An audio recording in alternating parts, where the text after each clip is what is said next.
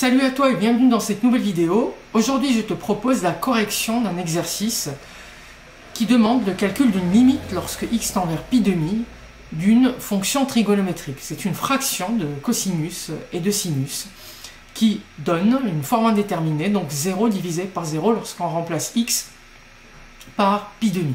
Bon, je vais te dévoiler dans cette vidéo la technique qui va te permettre d'éviter cette forme indéterminée.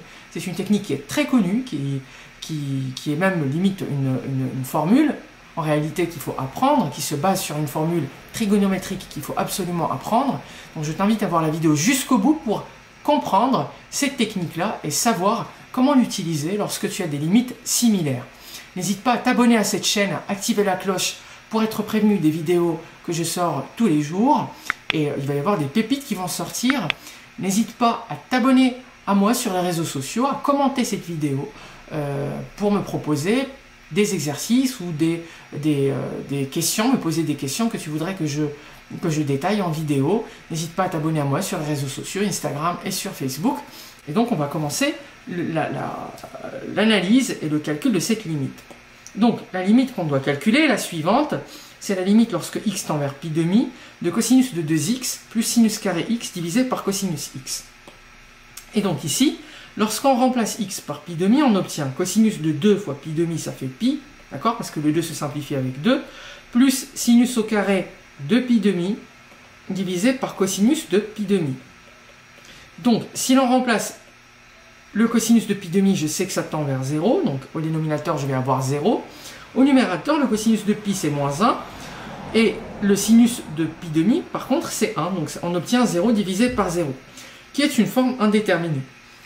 Alors, la question centrale qui se pose, c'est comment éviter cette forme indéterminée et quelle est la technique dont je t'ai parlé qui permet d'éviter cette forme indéterminée et la contourner. Donc, cette technique va faire appel à une notion, à une formule que je t'invite vraiment à comprendre, à retenir et à utiliser sans modération puisqu'elle est très utile. Si tu te souviens, dans une vidéo précédente, j'avais développé la relation ou la formule sinus de a plus b ou sinus de 2x. Si tu n'as pas regardé cette vidéo, je t'invite vraiment à aller la voir, soit tout de suite, soit après cette vidéo. Le lien va apparaître juste au-dessus. Donc, c'est une technique qui ressemble vachement à cette technique que j'ai déjà présentée dans une vidéo précédente. Et en l'occurrence ici, on va parler pas de sinus a plus b, mais de cosinus de a plus b. Le cosinus de a plus b, donc c'est quoi? C'est le cosinus de a fois le cosinus de b, d'accord? Moins sinus de a fois sinus de b. Souvenez-vous les amis que le cosinus est une fonction qui ne mélange pas.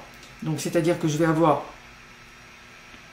un terme qui contient les cosinus, un terme qui contient les sinus. En revanche, le cosinus inverse signe, c'est-à-dire que j'avais un plus ici, ça devient moins là, d'accord? Donc cos A plus B est égal à cos A cos B moins sin A sin B. Il est vraiment intéressant d'apprendre cette formule, surtout pour les élèves de terminale ou les élèves qui s'orientent vers des études scientifiques après le bac.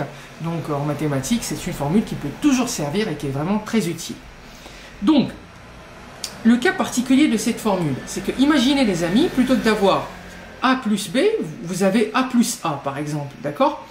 Donc A plus A c'est quoi? C'est 2A, d'accord? Imaginons ici, on a A plus A, donc c'est cosinus de 2A. Et bien, tout simplement, qu'est-ce qui va se passer? C'est que on va avoir cosinus A fois cosinus A. Donc on obtient cosinus au carré A, et ici on va avoir sinus A plus fois sinus A, donc moins sinus au carré A. Donc, c'est la formule ici qui est très intéressante et qu'on va essayer d'appliquer en l'occurrence sur le cosinus de 2x, d'accord? Donc, cosinus de 2x par conséquent est égal à cosinus carré x moins sinus carré x. Cosinus carré x moins sinus carré x. On va appliquer cette formule sur le cosinus de 2x afin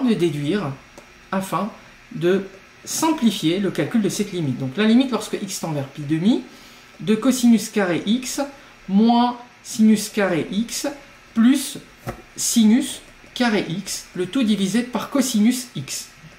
Alors une fois que j'ai remplacé ce cosinus 2x par cos carré x moins sin carré x, j'avais gardé le sinus carré x puisqu'il était déjà présent, mais qu'est-ce que j'observe? J'observe une opposition de signes entre moins sin carré x plus sin carré x. Donc je peux simplifier moins sin carré x plus sinus carré x.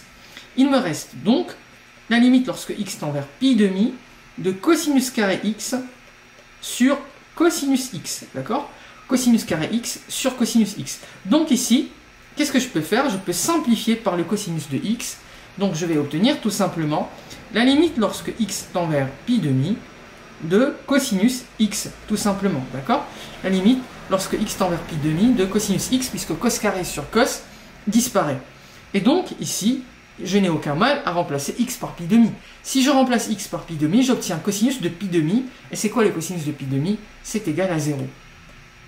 Et donc, j'arrive à trouver cette limite qui, initialement, en faisant des remplacements, me permettait me donner une forme indéterminée. Ici, en l'occurrence, lorsque je remplace cosinus de 2x par cos carré x moins sin carré x, j'obtiens tout simplement cos carré x divisé par cos x. Et donc, la limite, la difficulté de cette limite se réduit considérablement puisque j'ai la capacité désormais de remplacer x par pi demi sans craindre une forme indéterminée et ça me permet de trouver 0.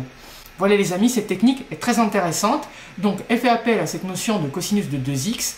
J'avais déjà développé dans une vidéo précédente le sinus de 2x, n'hésite pas à aller la voir. N'hésite pas à t'abonner à cette chaîne si tu apprécies ces vidéos, si tu apprécies mes explications. N'hésite pas à commenter si tu veux que je développe des corrections d'autres exercices, d'autres notions, ou si tu as des difficultés particulières sur des notions que tu voudrais que je développe en vidéo. N'hésite pas à t'abonner à cette chaîne, donc à me suivre sur les réseaux sociaux Instagram et sur Facebook, et je te dis à demain pour une nouvelle vidéo.